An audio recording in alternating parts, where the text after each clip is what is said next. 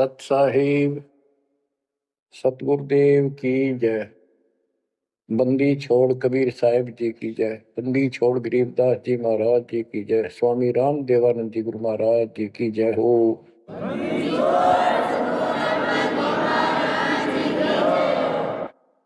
सर्व संतों की जय, सर्व भक्तों की जय, धर्मी पुरुषों की जय। श्री काशी धाम की जय, श्री सुडानी धाम की जय, श्री क्रोथा धाम की जय, श्री बरवाड़ा धाम की जय। सत साहिब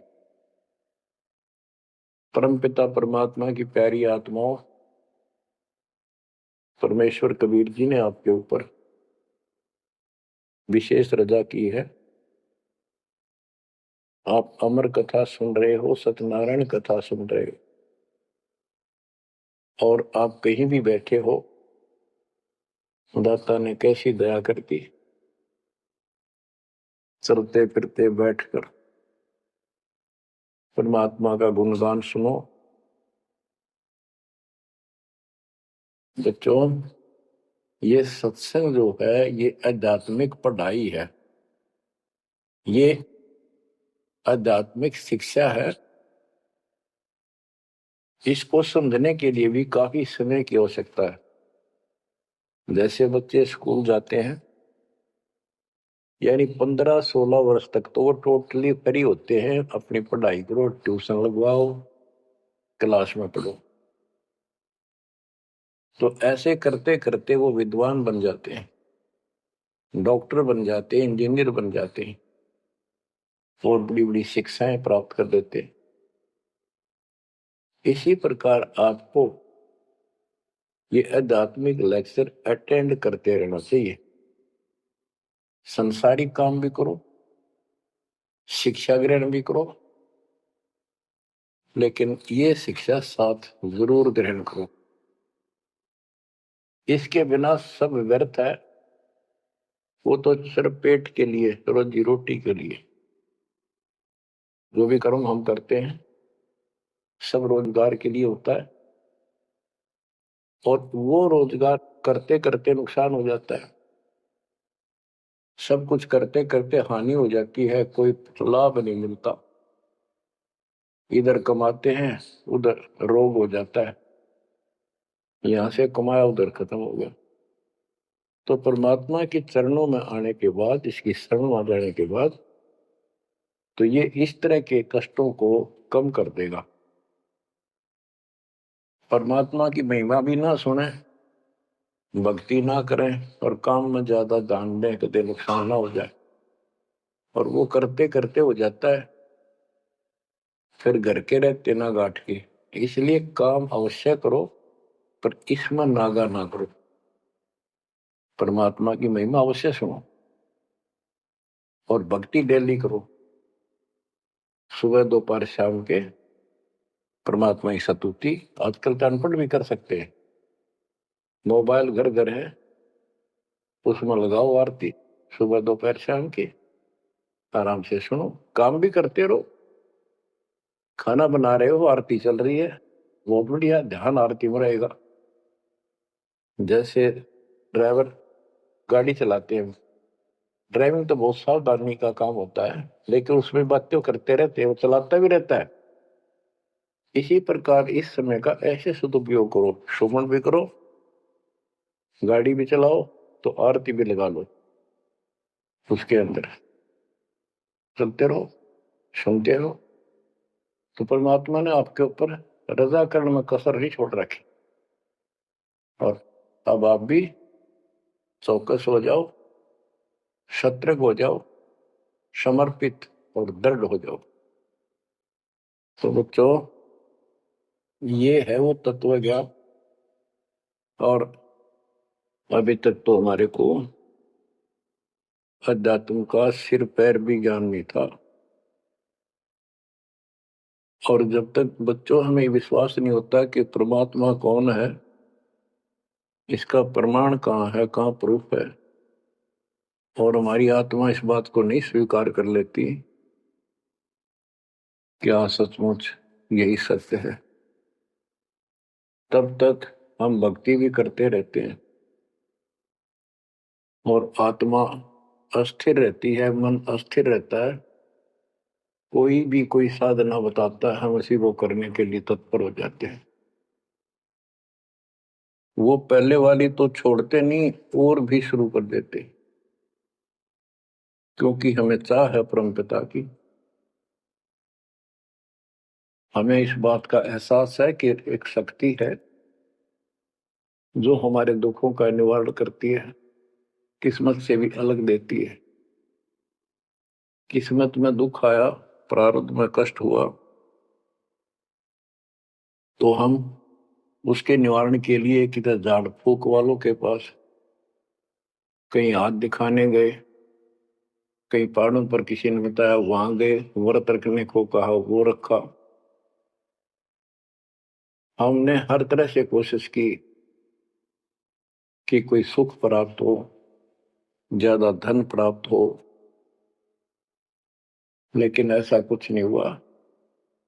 वैसे कभी इत्तेफाक से कोई दाव लग गया, कोई हटकर कोई ऐसा लाभ होता दिखा हो गया, वो होना तो था कर्म का, प्रारब्ध में आ गया कोई और वो सूत बैठ गया, और हम और दृढ़ हो गए उन्हीं पूजाओं पर, उन गलत साधनाओं पर जो गीता में मना कर रखा है। दास अपनी बताता है, ये आपके साथ भी अवश्य हुई है, आपको अब एहसास होगा। जैसे दास बचपन से रामकृष्ण और विशेषकर विष्णु जी का, कृष्ण जी का विशेष भक्त रहा है, इसके साथ हनुमान जी के प्रति भी लगन में, तड़प में, चाह में कोई कमी नहीं थी। इस कारण से मंगलवार का व्रत रखना, किसी ने बता दिया कि सालासर एक स्थान है जहां पर हनुमान जी का बहुत प्रसिद्ध मंदिर है और वहां जाने से सारे सुख हो जाते हैं। तो दास सिरसा सर्विस करता था, हरियाणा का एक शहर है, पंजाब से सटा हुआ डिस्ट्रिक्ट है। वहां से पता चला तो दास बैठ कर ट्रेन में सालासर पहुंचा, शुरू उतरा वहां से अन्य साधनों से। वहां एक छोटा सा गांव सालासर, वहां एक छोटा सा मंदिर और उसमें एक पत्थर की मूर्ति, तो उसकी शक्ल भी ठीक सी को हनुमान का वो आइडिया लगाया जाता। उस समय यह सन 1978 की बात है, ऐसा कोई वहां पर ज्यादा भीड़ नहीं होती थी, हम सुबह आराम से दर्शन कर लेते थे। हद से हद 500-400 आदमी जाते थे। फिर देखते देखते 10 साल में वहां पर टेढ़ी मेढ़ी लाइन बनने लगी, यानी 4-4 घंटे में नंबर आने लग गया। और उस दौरान जैसे भी कोई राहत मिली, जैसे सर्विस लगी, पढ़ते थे, पास होते चले गए, हनुमान जी और श्री कृष्ण की जय जयकार। हम पढ़ते थे, पास होते चले गए। तो ये श्रेय अपने इष्ट देवों को मानते थे जो एक से अनेक थे, श्री विष्णु भगवान, कृष्ण जी, श्री राम जी और हनुमान जी, शंकर भगवान जी। यानी शंकर भगवान जी कोई पीछे नहीं रखते थे, और ये बता रखा था अगर माँ की भक्ति नहीं करनी, इसको विशेष ध्यान नहीं देते थे इसके ऊपर। फिर भी पास हुए, सर्विस लगी, पुत्र प्राप्त हुआ, फिर संतान होती चली गई, और इतनी खुशी हुई कि सारा कुछ हनुमान जी ने, श्री कृष्ण जी ने, विष्णु जी ने कर दिया। और ये देख रहा है दास के जो कबीर नास्तिक है उनके भी ये सुख हो रहे थे। तो बात ये है, अब पता चला कि ये साधना वो सुख देने की थी नहीं जो हम इन कैसर कर रहे थे, यकीन से होगा इनको श्रेय दे रहे थे। तो बच्चों, कबीर पीछे लग गया जाऊं था मैं लोक वेद के साथ, मार्ग में सतगुरु मिले, दीपक ले दिया हाथ। इस भक्ति के सफर में हम लोक वेद के आधार से इधर उधर भटक रहे थे, सही मार्ग मिला नहीं था और कभी भी मंजिल प्राप्त नहीं कर सकते थे। ठीक है, हमारी तड़प थी तो भगवान भी मिले। जैसे वेदों में प्रमाण है,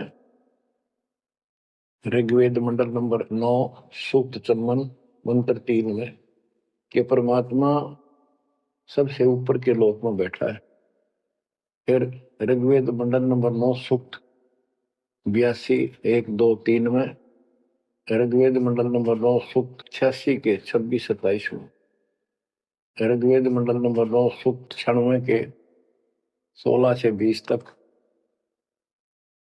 ऋग्वेद मंडल नंबर 9 सूक्त 94 का मंत्र 2, 95 का मंत्र नंबर 1।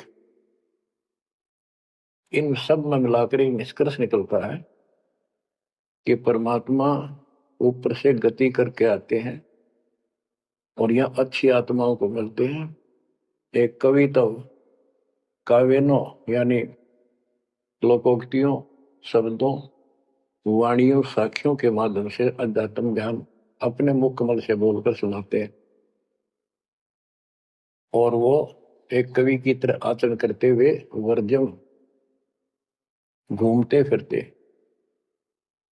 और अपने मुख कमल से वाणी बोल करके भक्ति की प्रेरणा करते हैं और गुप्त भक्ति के, परमात्मा की साधना के गुप्त मंत्रों का आविष्कार करते हैं। जैसे गरीबदास जी ने बताया है, कबीर साहब बताते हैं, गरीब सोहम शब्द हम जग में लाए, सार शब्द हमने गुप्त छिपाए। यानी सोहम शब्द किसी भी ग्रंथ शास्त्र में, जिनको शास्त्र मानते रहे हैं 600 साल पहले पहले, उनमें नहीं है। और सोहम नाम का प्रचलन बहुत पहले से चल रहा है, पर इन किताबों में नहीं था।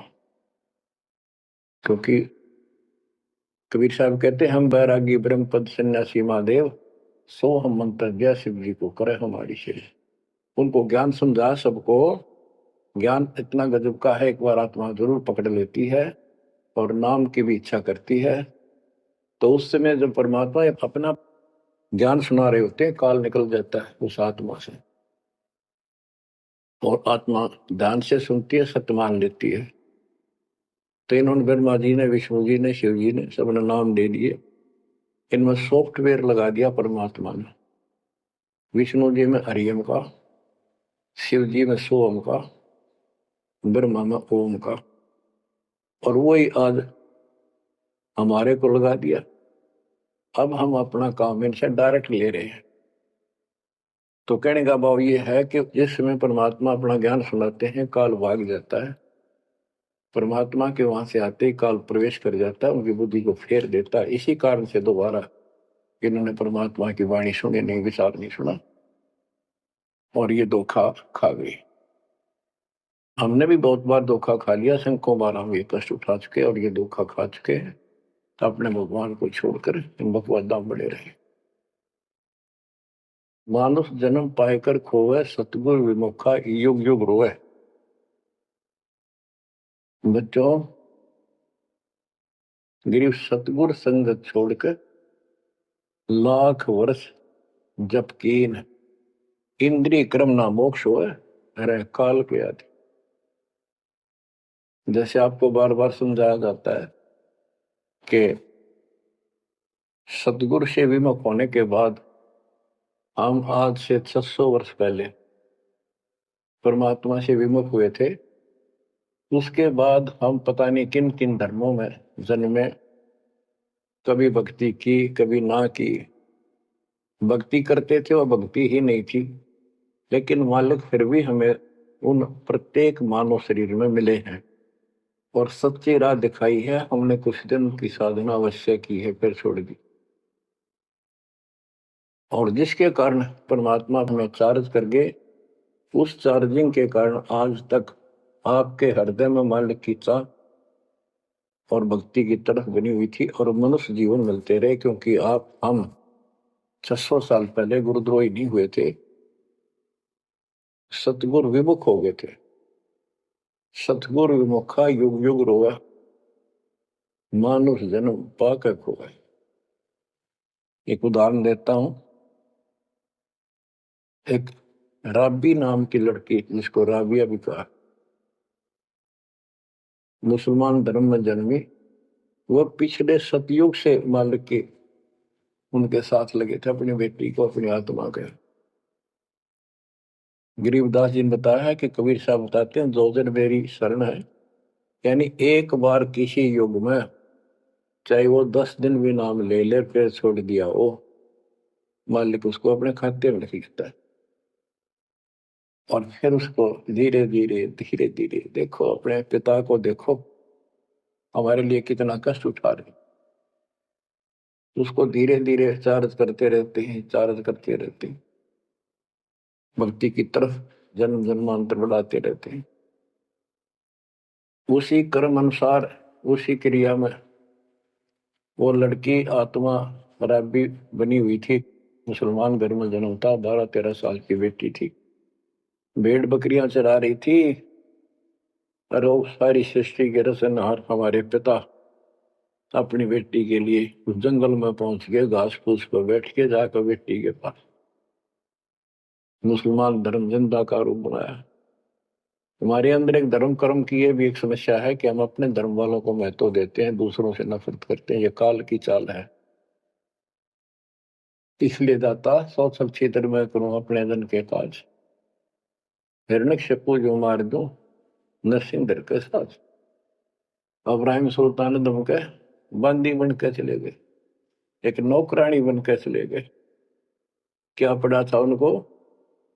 कोरड़े खाए, नौकर बने, अपने बच्चे को नरक से निकालने के लिए। तुम बालक हो, बुद्धि छोटी है, बच्चे की बुद्धि इतना काम नहीं करती, इस ज्ञान से आपकी बुद्धि विकसित होगी, आप कुछ दिनों में संकेत समझने लग जाओ। अब जैसे रब्बी को मालिक ने समझाया, तो बच्चों परमात्मा अपने उस बेटी, उस आत्मा के राबिया के पास जाकर बैठ के जंगल में गर्मी सर्दी घास फूस के ऊपर बैठ के और उसको समझाने लगे, बेटी भक्ति किया करो।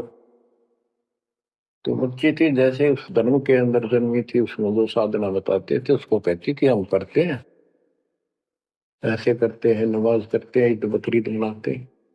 तो परमात्मा ने उनको काफी समझा, कई दिन लगातार जाते रहे, ये चले जाते फिर आ जाते। अंत में लड़की ने स्वीकार कर लिया, भगवान मुझे वो सच्चा राह बता दो जिससे मोक्ष मिले। परमात्मा ने उनको मंत्र दिए, ये मंत्र दे दिए पांचों, लेकिन ये नहीं बताया ये किस किस के हैं, क्योंकि इसके बताने की जरूरत भी नहीं है।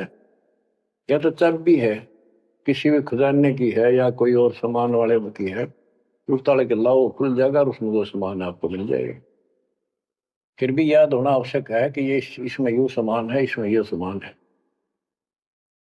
तो लड़की ने कुछ दिन मालिक की साधना की, 4 वर्ष। उसके बाद समाज के दबाव में शानी होगी, उसने यहाँ तक फैसला कर लिया कि ये तो संस्कार बढ़ते चले जाते हैं, शादी ही नहीं कराऊंगी, विवाह नहीं कराऊंगी। उसने निकाह करने से मना कर दिया। माँ बाप ने कोशिश की, लेकिन बिल्कुल स्पष्ट शब्दों में कह दिया, मैं विवाह नहीं करूंगी, मैं अल्लाह खुदा को प्राप्त करूंगी। माँ बाप परेशान हो गए कि बच्ची है, इसने तो जिद लगा ली, और इसका जीवन कैसे पार होगा, कैसे पास होगा, तो हो ही नहीं सकता। माँ बाप ने कहा, बेटी या तो निकाह कर ले, नाम दोनों मरेंगे। लड़की ने सोचा, चल माता पिता की हत्या का क्यों सिर पर दोष लूं, आगे अपने पति से बात कर रहे हैं। निकाह हो गया। मुसलमानों के अंदर लड़की से अपनी राय पूछी जाती है विवाह के समय कि क्या आपको ये निकाह कबूल है। लड़की यस कर देती है तो विवाह होता है, न तो नहीं होता। ये स्वतंत्रता बेटी को है। उसने यस कर दी, विवाह होगा। उनका पति बहुत बड़ा अधिकारी था, अफसर था, साहब था। मुसलमानों में एक से अधिक विवाह भी हो जाते हैं, सामान्य बात है। तो उसने यही विचार किया था कि तो शादी और कर लेगा, वहां दबाव बनाऊंगी ना तो मर जाऊंगी, और क्या इलाज है। तो उसने अपने पति से अपना उद्देश्य बता दिया, मैं भक्ति करना चाहती हूँ, मेरी कतई तमन्ना नहीं है कोई शादी और बच्चे पैदा करने की। यदि आप मेरे साथ जबरदस्ती करोगे तो मैं सुसाइड करूंगी। उनका पति भगवान से डरने वाला मुसलमान था, वास्तव मुसलमान था। उसने कहा, राबिया, आपने निकाह कबूल क्यों किया, ये बता। उसने कहा कि मेरी मजबूरी थी, मेरे माता पिता मर जाते, मैं वो दोष नहीं लेना चाहती थी, उनका भी काम बन गया। कि आप बताओ आपका क्या इरादा है। मेरा फाइनल है, या तो मौत या अपनी भक्ति करूंगे। इतना दृढ़ विश्वास देखकर उसने कहा कि राबिया कोई बात नहीं, आप भक्ति करो, मैं अल्लाह के मार्ग में बात नहीं बन सकता, मैं भी भगवान से डरने वाला हूं। लेकिन जैसे आपकी लोक लाज के कारण आपके पिता की समस्या प्रबल थी, इसी प्रकार समाज हमारा भी है, लोक लाज हमें भी है। आप मेरी दृष्टि में, मेरी तरफ से तो मेरी सिस्टर होगी, समाज की दृष्टि में मेरी वाइफ बनकर रहना होगा। वो बोली मुझे मंजूर है। उसके लिए अलग व्यवस्था कर दी, अपनी भक्ति कर, किसी चीज की कमी नहीं आने देंगे। उसने अपनी और शादियां कर ली। अब वो 50 साल की होगी, सब देखा कि ये तो बिल्कुल देवी का रूप है, पलक भी उठाकर नहीं देखती। ये पिछले संस्कार थे, वो बैटरी चार्ज थी, उसमें चाह थी, आगे बैटरी लगी नहीं है, धीरे धीरे नष्ट होगी। या रोड मारा काल मारी, ये बहुत बड़ा षड्यंत्र है। सतगुरु कबीर साहब ने इसको कोई खोल नहीं सकता, इसे बचा भी नहीं सकता। इसलिए सतगुरु की शरण नहीं छोड़नी चाहिए। उसने अपने पति, जो संसारिक दृष्टि के पति से कहा कि मैं हज करने जाना चाहती हूँ। उसके पति ने कहा, बहुत खुशी की बात है, मुझे पुण्य मिलेगा आपके सहयोग में, और कोई व्यवस्था ऊंट घोड़े की करवा देता हूँ, उस पर आराम से बैठ कर जाइए। बोली नहीं, मैं पैदल जाऊंगी, क्योंकि ये आस्था हमारी भगवान के प्रति अहंकार में नहीं, ऐसे जावा तो और बढ़िया है, ये वो शुरू से धारणा है। उस समय साधन भी नहीं होते थे, ऊंट घोड़े होते थे, रेगिस्तान में ऊंट ही चलते थे। वो बोली नहीं, मैं पैदल जाऊंगी। राबिया पैदल जा रही थी, रास्ते में कुआं था, उसमें बाल्टी और रस्सा नहीं था। एक कुतिया वहां पर बहुत बुरी तरह रो रही थी, कभी कुएं की तरफ जा रही थी, राबिया के चरणों की तरफ आ रही थी। वो समझ गई कि प्यासी है, और साथ में बच्चा है, मरेगी की बच्चे भी मरेंगे। आओ देखा ना ताओ देखा, दया बिना दरवेश कसाई। वो दरवेश थी, संत थी, दयालु थी, असली मुसलमान थी। उसने अपने बाल पाड़े सिर के, रस्सी बनाई लंबी, वो 100 फुट नीचे पानी होता था, और फिर अपने कपड़े निकाल कर शरीर के उसके बांध कर नीचे भिगो के बाहर टपकाए, निचौड़े एक मटके के टूटे हुए पात्र में। कुतिया ने जी भर का पानी पिया, और लड़की ने अपने जो सिर के बाल पाड़े, थोड़ा बहुत खून निकला था, रक्त, ब्लड को साफ किया, कपड़े पहन लिए, मक्का के लिए चलने लगी। वो मक्का उठ के कुएं के साथ आकर खड़ा हो गया। लड़की ने तो जाना ही मक्का में था, एकदम प्रवेश कर गई। उधर इब्राहिम सुल्तान दम की पहले बॉडी में वो आत्मा गई हुई थी, क्योंकि परमात्मा उनको भी प्रेरित करते हुए आ रहे थे। जो इब्राहिम सुल्तान दम बाद में सम्मान बना, तो जिनको ये ज्ञान हो जाता था, वो अपने धार्मिक मेलों में जरूर जाते थे औरों को समझाने के लिए। तो इब्राहिम सुल्तान दम वाली आत्मा वहां गई हुई थी, लोगों में चर्चा हुई, वे मक्का गया कहाँ, हद होगी, मंदिर ही नहीं है यहाँ पर। तब अब्राहिम सुल्तान अदम कहता है, गरीबदास जी बताते हैं, सुल्तान अदम मक्के गया, मक्का नहीं मकान, गया रांड के लेन को यूं कहे अदम सुल्तान। लोग बोले रे क्या बोल रहा था, फिर इतने में वो मक्का वापस आ जाता है। और उसमें से राबिया निकली। राबिया देखी, लोग भाग कर प्रवेश किया, देखा तो एक राबिया ने, एक लड़की, उसने अपना परिचय दिया। पूरे मुसलमान समाज में ये बात फैल गई, चर्चा का विषय बना कि भक्ति हो तो राबी जैसी, भक्ति हो तो राबी जैसी, जिसके लिए मक्का उड़कर चला गया जहाज के समान, एयरप्लेन के समान। तो वह हज के लिए गए हुए व्यक्ति अब्राहिम सुल्तान से बोले, अरे भले आदमी, तो एक देवी को क्या कह रहा था, गया रांड के लेने को, नो कह तुम सुल्तान, एक नकमी आत्मा को ये मक्का लेने गया है। तेरा तो भाई दिमाग खराब हो गया, इसी देवी के बारे में ऐसे शब्द बोले, तुझे पाप लगेगा, दोजख में जाएगा। तब उसने उनको बताया, ये कभी आत्मा इसके लिए आए थे, इसको वहां मिले थे ऐसे ऐसे, और इसने वो सत भक्ति छोड़ दी। क्योंकि परमात्मा साधु रूप में कहीं प्रकट हो जाते हैं, ये उनका एक नियम है, अच्छी आत्माओं को मिलते रहते हैं। तो अब्राहिम सुल्तान वाली आत्मा को बताया था कि ऐसे एक राबी नाम की बेटी है, उसको भी मैंने ज्ञान दिया, पर नालायक ने वो भक्ति छोड़ दी, दुख पाव में। तो उसने बताया कि इसको सत भक्ति मिली थी, डरे डोना ही है यार, उस पिछली साधना के कारण ये सब कुछ हो रहा है। परंतु उन लोगों के अबन में कहाँ समाने वाली थी ये बात, दो अक्षरों में। उस जीवन को पूरा करके वो लड़की, वो आत्मा अगले जन्म में एक बांसुरी नाम की लड़की बनी, जन्म हुआ।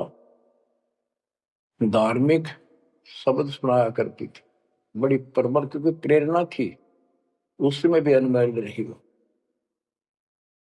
और यहां तक विचार कर लिया कि ये सुना है मक्के में जो मरता है वो सीधा जन्नत में जाता है, स्वर्ग में। तो इससे बड़ी अवसर कहाँ मिलेगा, अगर दोस्ता होगी। मक्के में अपनी गर्दन काट दी और चढ़ा दी, सब जगह ये चर्चा होगी,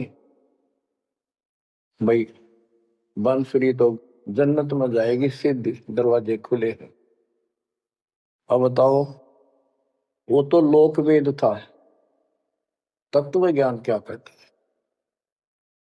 उसके बाद वो लड़की अगले जन्म में फिर लड़की रूप में जन्मी, युवा होकर वैश्या का जीवन दिया, सारा जीवन गंदे कर्म करो, एक भी अच्छी सोच नहीं, छोड़ दिए कर्म काल में। मानुष जन्म पाकर खोए, सतगुर विमुखा युग युग रो। वो फिर मर गई उस गंदे जीवन को भोग के, पाप इकट्ठे करके ढेर ला गए। उस 3-4 साल की साधना से उसको मनुष्य शरीर मिलते रहे। उस दौरान परमात्मा ने कोशिश की, लेकिन वो रंग में रंग चुकी थी। बांसुरी वाले में खुद गायक बन गई, लोग प्रशंसक हो गए, बड़े बड़ी अल्लाह का ज्ञान सुनाती है। और वैसा बनने के बाद उसी कर्म वैसे फूट लिए, अच्छे बात समझ में नहीं आई। वो फिर मृत्यु को प्राप्त हुई, वैसा का जीवन, गणका का जीवन भोग कर फिर वो शेख तकी नाम के एक धार्मिक मुसलमान पीर के घर जन्म लिया बेटी के रूप। 11 वर्ष की, 12 वर्ष की आयु पूरी करके वो मर गई, समय संस्कार पूरा हुआ। परमात्मा कहते हैं, सोच अच्छी दर मैं करूं अपने जन के काज, उस आत्मा को फिर अपने चरणों में लेना था, अपनी प्यारी आत्मा। जो जन मेरी शरण है ताका हूं मैं दास, केल के लाग्या करूं जब लग धरती आकाश। तो कारण बनाया, शेख तकी के मन में ये धारणा पैदा की कि राजा सिकंदर लोदी से, जो उसका धार्मिक पीर था शेख तकी, उसने कहा कि आप कहते हो, इसने कबीर ने रामानंद जी को जीवित कर दिया, गर्दन काट दी थी आपने, और आपका जलन का रोग ठीक कर दिया। कमाल जिंदा कर दिया। वो तो वैसे उसमें सदमे में था, वो ऐसे वैसे हो जाता, इत्तेफाक उसको जीवित होना था, इसका कबीर का नाम बन गया। जब जानू मैं इसको, मेरी बेटी को जिंदा कर दे जो कब्र में दबी हुई है, 15-20 दिन हो गए। तो कबीर साहब से कहा गया, कबीर साहब ने कहा कि आसपास के लोगों को बता दो कि आ जाओ, एक कमाल होगा। उस शेख तकीर ने ढिंढोरा पिटवा दिया कि इसकी बेइज्जती हो तो छक्का हुआ, मूर्ख बना रहा। उधर कबीर साहब ने कह दिया कि भाई खूब बुला लो, आसपास जितने बुला सकते हो, सबके सामने देखते हैं परमात्मा की क्या रजा होती है। हजारों व्यक्तियों के सामने कब्र खुलवा दी, उसमें 100 पड़ा था। कबीर साहब ने कहा एक शेख तकी की बेटी जीवित हो जा, लड़की नहीं जीवित हुई। फिर दोबारा कहा, फिर भी जीवित नहीं हुई। शेख तकी नाचन लग गया, खुल गई पोल डोंगी की। देखो ये बकवास करता था, सुन लो भाई, है डोंगी पाखंडी झूठा। तो परमात्मा ने कहा कि शेख तकी तू कोशिश कर ले। तो और दूसरे बोले जी ये कुछ करने जोगा होता था, अपनी बेटी ने कौन मिट्टी में दाबा है, आप पर दया करो।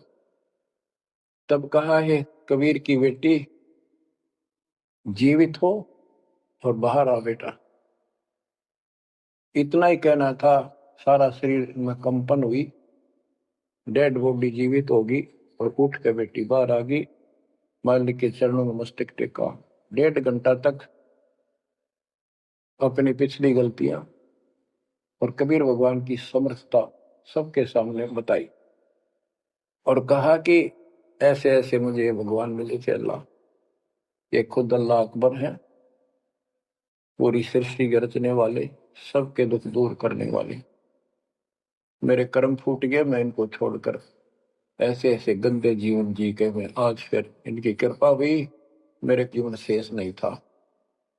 पशु पक्षी बनने वाली लाइन में खड़ी थी, ये परमात्मा वहां पहुंचे और धर्मराज के दरबार में मुझे पेश किया, वहां से मेरे कागज निकाल दिए और मुझे साथ लेकर यहाँ के छोड़ा।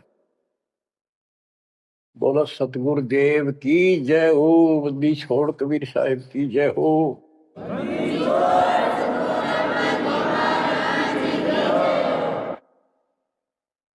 तो कबीर साहब ने कहा बेटी जा अपने पिता के साथ, शेख तकी के साथ। तो बेटी बोली मुझे अपना पिता मिल गया, अपना मालिक मिल गया, इस कर मेरा संस्कार इतना ही था। आप मेरे पिता हो, सारी सृष्टि के मालिक हो, मैं तो आपके साथ रहूं।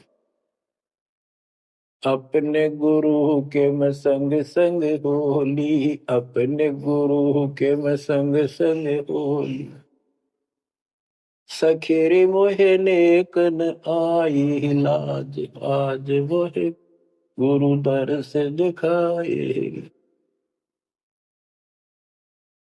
बच्चों यह बात तो बनेगी ऐसे ही। एक देसी कहावत है, पानी तो झील में नीचे के स्थान पर आके ही टिकेगा।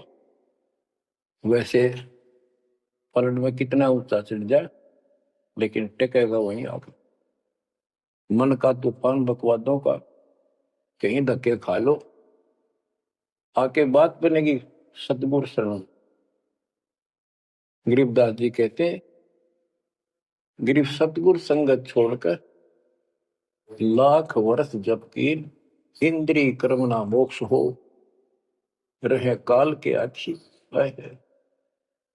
सतगुरु पूर्ण संत की संगत छोड़कर चाहे लाख वर्ष तक ये जप करते रहियो, चाहे ये जाप करते रहना, इसका कोई यूज नहीं होगा, क्योंकि कनेक्शन कट चुका होगा, मर्यादा भंग होगी। गुरु बिन माला फेरते, गुरु बिन देते दान, गुरु बिन दोनों निष्फल है, वह व्यर्थ जाएंगे। तो बच्चों परमात्मा हमारे लिए भटक रहे हैं, इन पिछली गलतियों से सबक लो, इनको फिर से ना दोहराना। जैसे आपको बताया है कि कबीर भगवान है, ये सारी सृष्टि के रचने वाले हैं, ये हमारे पिता, हमारे जनक है, हमारे कष्टों को दूर करने वाले संकट मोचन यही है। लेकिन हम इनको छोड़कर अन्य उपासना करते रहे हैं। जैसे गीता अध्याय 16 श्लोक 23 और 24 में स्पष्ट कर दिया है कि शास्त्र विधि को त्याग कर जो अपनी मर्जी से इच्छा से मनमाना आचरण करते, मनमानी साधनाएं करते हैं जो शास्त्रों में प्रमाणित नहीं है, उनको न तो कोई सुख हो, न कोई सिद्धि प्राप्त हो, कार्य सिद्ध हो जिससे, और न उनकी गति यानी मोक्ष हो। तो भक्ति करते इसी के लिए है। ये तीनों नहीं हुए तो उस भक्ति का फायदा क्या, जड़े ढोने वाली बात। तो बच्चों, आपको बताया सभी वेदों और ग्रंथों से सिद्ध कर दिया कि कबीर भगवान है। वेदों को तो पूरा विश्व मानता है और हिंदू समाज तो इस पे कुर्बान है। उसके बाद दूसरा नंबर गीता, वेदों से भी प्रथम आ चुकी है वर्तमान में, क्योंकि इसमें ज्ञान बिल्कुल संक्षिप्त में और बहुत तिरपाई सीरीज में। तो इसलिए इनमें सबसे आपको प्रमाणित कर दिया कि कौन सी भक्ति करनी है, कौन सी ना करनी है। गीता अध्याय 16 के 23 में तो बता ही दिया कि शास्त्र विधि को त्याग कर मनमाना आचरण करते उनको कोई यूज नहीं। 24 में कहा कि इससे तेरे लिए अर्जुन शास्त्र ही प्रमाण है, कर्तव्य जो साधना करने योग्य है और अकर्तव्य जो ना करने वाली है, इन्हीं के आधार से करो।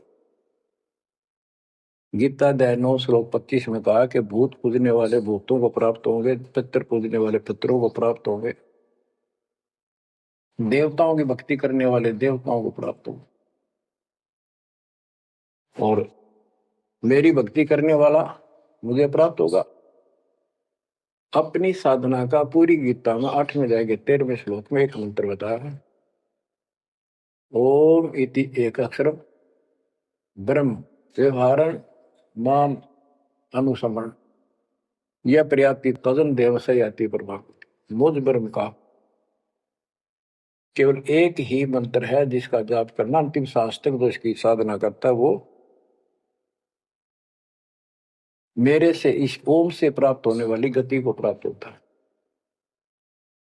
वो गति कौन सी है, इसके लिए आपको, क्योंकि ये एक लेक्चर है, पीरियड है जो दास आपको दे रहा है, और इसमें टीचर पहले दिन से लेकर 1 साल तक यह पढ़ावा है, तब जाकर के बच्चों के दिल में स्वभावत है 100 बार पढ़ा ले तो भी पढ़नी पड़ती है, तभी उसके ऊपर विश्वास उतर जाता है, वो हृदय में जम जाती है।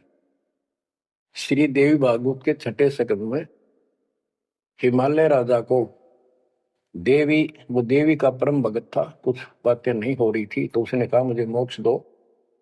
धन तो बहुत दे दिया आपने, तो उसने कहा मोक्ष, ये झूठ बोले ने ज्ञान तो है नहीं, और उस भक्ति का ज्ञान इनको, क्योंकि इन्होंने वो खत्म कर दिया जो मूल ज्ञान था, सूक्ष्म वेद का वो पार्ट हिस्सा। तो इसने कहा कि ओम का जाप कर। राजा हिमालय से श्री देवी ने कहा, दुर्गा ने, ओम का जाप कर और सब बात छोड़ दे, वो ब्रह्म दिव्य आकाश रूपी ब्रह्म लोक में रहता, उस ब्रह्म को प्राप्त हो जाओगे, तुम्हारा कल्याण हो। गीता अध्याय 8 श्लोक 16 में बताया है कि ब्रह्मलोक में गए वे भी सब पुनरावृत्ति में है। गीता चारों वेदों का सारांश है, ये वेद है। जितना इसमें वेदों वाला ज्ञान है वो सत्य है, कुछ काल ने अपना मिलावटी किया है, वो अलग दिखाई देता है, वो केवल युद्ध कराने के लिए अटकलबाजी इसने की है और बीच में अपना तड़का भी लगाया है। वो साफ निर्णय हो गया, क्योंकि सूक्ष्म वेद सब कुछ है, उससे सभी छट गया अलग अलग से, ये गलत है ये ठीक है। तो ब्रह्मलोक में गए हुए भी पुनरावृत्ति में पुनर्जन्म होता है, गीता अध्याय 4 श्लोक 5 में इसने स्पष्ट कर दिया, तुम तेरे मेरे बहुत जन्म हो चुके हैं, तू नहीं जानता नहीं है। गीता अध्याय 2 श्लोक 12 में यही 10 के 2 में बताया कि मेरी उत्पत्ति तो हुई है, लेकिन ये ऋषि देवता नहीं जानते, क्योंकि ये मेरे से उत्पन्न हुए।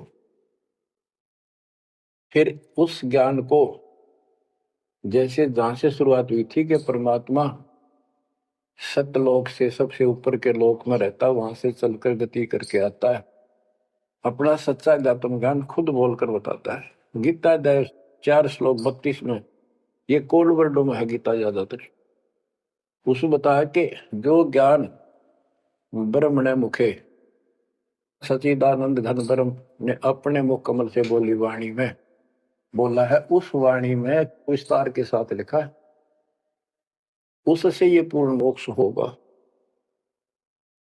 फिर कभी जन्म मरण नहीं होता। उसके बारे में चौथे अध्याय के 34वें श्लोक में कहा है कि उस ज्ञान को तत्वदर्शी संतों के पास जाकर समझ, उनको दंडवत प्रणाम करने से, कपट छोड़कर उनकी सेवा करने से वो तत्वदर्शी संत जो तत्व ज्ञान का उपदेश करेंगे। गीता अध्याय 15 श्लोक 1 में स्पष्ट कर दिया है, जो इस उल्टे लटके हुए संसार रूपी वृक्ष के सभी विभाग का नारा नारा ज्ञान बता देता, सभी विभागों का पार्षद सवेदवित वो वेद के तात्पर्य को जानने वाला है। गीता अध्याय 15 श्लोक 4 में कहा है कि उस तत्व ज्ञान के प्राप्त होने के पश्चात उस तत्व ज्ञान रूपी शस्त्र से इस ज्ञान को काट कर, यानी तत्व ज्ञान को ठीक से समझकर उसके पश्चात परमेश्वर के उस परम पद की खोज करनी चाहिए, जहां जाने के बाद साधक फिर लौटकर संसार में कभी नहीं आते, और उसी की भक्ति करो जिसने सारे संसार रूपी वृक्ष को बनाया है, सृष्टि रची है। बच्चों, ये है वो तत्व ज्ञान, ये है वो मूल ज्ञान, सार ज्ञान निष्कर्ष निकाल के रख दिया गया है। अब गीता बोलने वाले ने कहा है कि उस तत्व ज्ञान के अंदर सब कुछ निष्कर्ष है, उसको समझो। यही कुरान शरीफ के अंदर, कुरान मजीद के अंदर सूरत फुरकानी 25 आयत 52 से 59 में यही स्पष्ट किया है, वो कबीर नाम का परमात्मा है जिसने सारी सृष्टि रची, जिसने सब आपको संतान माता पिता का रूप दिया, सबके कर्मों को वो काटने वाला है, सबके कर्मों को ठीक से जानता है। 6 दिन में सृष्टि रच के जो 7वें दिन तख्त पर जा विराजा, उसकी खबर किसी बाखबर से पूछो। गरीबदास जी कहते, वेद कतेब एक है भाई, और वेद कतेब का ज्ञान है दूर, वो संतों का मार्ग दूर। ये अधूरा ज्ञान है, जब इसमें स्पष्ट है ही नहीं, जब ये कह दिया कोई और बताओगा, तो वो और अब आपके सामने है, आपको प्राप्त हो चुका है। अब भी बच्चों नहीं समझोगे तो कौन सी विधि अपनाएं जो आपकी आंखें खोले।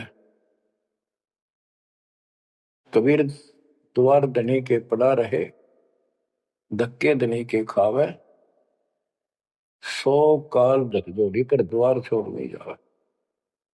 अब आपने इतना करना है, इस ज्ञान को समझकर मालिक से दूर ना होना, सतगुरु विमुखा मत हो जाना। इसमें आपको अच्छा लगे चाहे कोई कष्ट लगे, वो कष्ट भी गॉड गिफ्ट होगी। हो सकता है पता नहीं कौन सा पाठ सा कष्ट आपका हल्के में टल रहा हो, पर जल्दी ना करा करो, और तो धरती पर कहीं जा रही हो तुम्हें कभी राहत नहीं मिलेगी। तो बच्चों, मानत ना मन मोरा साधो, मानत ना मन मोरा रे, बार बार मैं ये समझाऊं, जग में जीवन थोड़ा रे, बार बार मैं ये समझाऊं, जग में जीवन थोड़ा। दुविधा दुर्मति चतुराई में जन्म गया नर तोरा रे, अब भी आने में लो सत्संग में, करो गुरु ज्ञान पर गौरारी।